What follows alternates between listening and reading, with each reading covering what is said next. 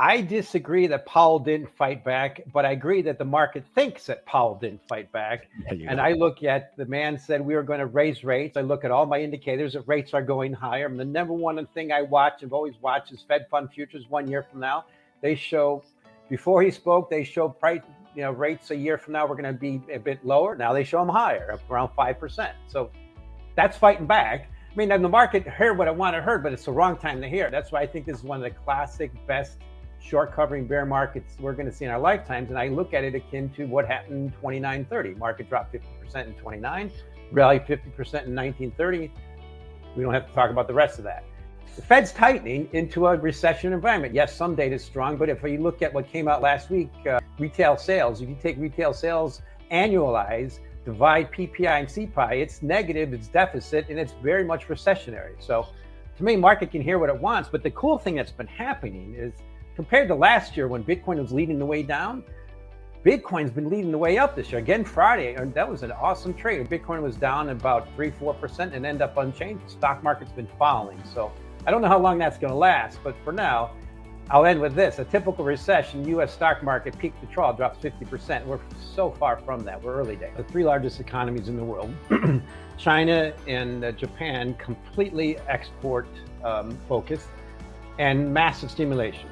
And one of the most significant import demand pull economy in the planet is doing the opposite. And clearly stated by the senior people controlling this, i.e. Jerome Powell, in terms of pain, focusing on a recession. So that's a crash that's coming, and it's showing up in all my indicators. Now, first, we can just talk about the U.S. unleaded gas demand, housing.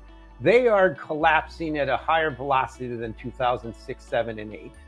Let's look at some macro in terms of China. The key thing is should show up in copper. On a 12-month basis, copper's down 8%. I love how people point to the first of the year, and all the people on this line who know what trading's about is this is when you cover those positions from last year, put on the hopium from this year. This is a time of year you got to be careful with the trade. It's the trend that matters. The trend in copper is down. The trend in aluminum is down 25%. The trend in crude oil, China's the largest incremental demand pull for crude oil on the planet, is down 15% on a 12-month basis. Let's look at U.S. natural gas. It's the lowest place since 1990. So what I'm describing to you is I think this massive global economic reset that's coming, and it's deflationary. Natural gas, the number one measure of heat and electricity in this country, is at the same price as 1990. So I know I've pointed that before, but everything's following that. Lumber's done that. And the key thing is what stops this. Maybe some stimulation from the export-driven countries who are completely dependent on, and they've completely, I'll end with this third world war is really accelerating. Mr. Z made one of the biggest mistakes in the world with unlimited friendship with Russia before the war. Now, Europe has no desire to do any business with China. The U.S. is divesting at the most significant pace ever.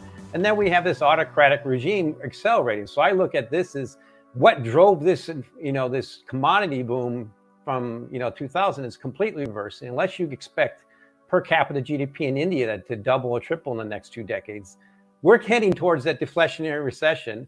And the two economies that are dependent on exports are hoping that U.S. will not go into recession. It's almost a guarantee. It's based on things like the curve. And I'll end with this. Most people alive in this country have not experienced inflation. And unlike unemployment, it hurts everyone. So to me, that's just getting started, and the Fed's still tightening. We all know what it's like to lose money in markets, admittedly so. I'm just a sayer. I have to admit that. But I know from my own positions where I get stopped out. And to me, I like to start with the macro human nature thing. It's typically what I'll do is I'll find the absolute data, what I expect I'll see based on what markets did. And that happened in 2006, 7, and 8. But the data I'm finding now based on what everybody would logically expect when you throw money at people, drop rates the lowest ever, tell them to move, and make the market that wonderful to move, people will do that. They bid up the housing market to all over the place with 40% addition to money supply. And then you fully expect that pump to dump. And everything I see is it's dumping rapidly. Like one thing I'm looking at is, one thing I love is new homes under construction is just rolling over from the highest ever. That's your lagging thing from jobs and things that you mentioned earlier, Scott. I'm glad you mentioned that. It's completely lagging.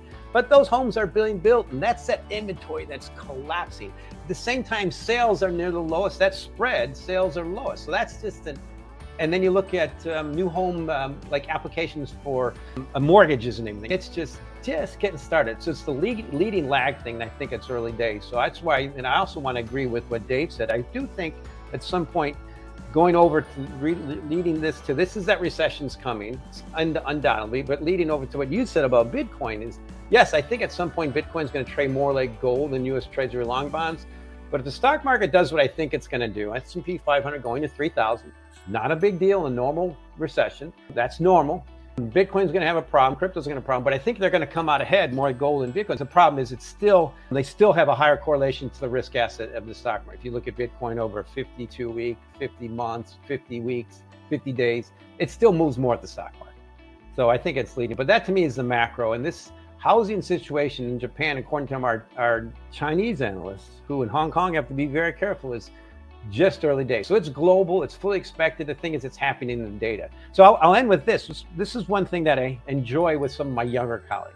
We have the experience of having run money and lost money. And when I was calling for crude oil to drop to $40 a barrel when I was at 130, yeah, I was looking like an idiot. That was about a year ago. But my younger colleagues point out supply and demand. And I'm like, don't look at that. Because I can tell you what's going to happen to supply and demand based on price. And it always works that way. It's just that elasticity. And the thing is that demand elasticity is greater than ever, and the supply elasticity is higher than ever. I've always kind of looked at that. I pull up labor force participation, and I don't see any correlations with bond yields or economics and stuff. But I did enjoy doing a piece recently that was one of those lessons I learned trading commodities. Is almost all the recessions in this country in a history of going back as far as we have unemployment data start when unemployment is really low. It just doesn't go much lower. And then I think I might have learned that on Al's podcast. But then I checked the data. I'm like, my gosh, this is 100% correlation. So we're at about the lowest ever. You got to go back to like 62. So there's only one way for unemployment to go up. So to me, that's where it's going. And it's just, how do you fix that? Fed's tightening. Okay. You don't always get to pick the time and cycle. Like people point to Volcker, he just came in at the right person at the right time. But Powell just got the absolute wrong time. Number one, remember, this is a guy who pushed back on Trump. So I completely respect him for that.